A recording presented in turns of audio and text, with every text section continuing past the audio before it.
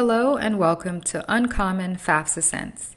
The goal of this tutorial is to help students understand their citizenship status and the type of aid they qualify for. When completing the FAFSA, you are given 3 residency eligibility options. The first option is for students born or naturalized in the United States.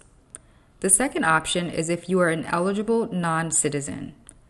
Eligible non-citizens includes U.S. permanent and conditional residents, I-94 arrival and departure record holders with a designation of refugee, asylum granted, or parolee, T visa holders, Cuban Haitian entrants, or if you have a certification or eligibility letter from the Department of Health and Human Services showing a designation of victim of human trafficking.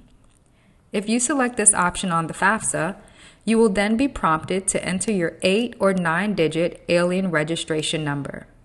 The last option is for students who may have a social security number but are not U.S. citizens or eligible non-citizens. Students who fall in this category include Deferred Action for Childhood Arrivals, or DACA, Temporary Protected Status, or TPS, F1 or F2 student visas, J1 or J2 exchange visitor visas, or a J-series visa.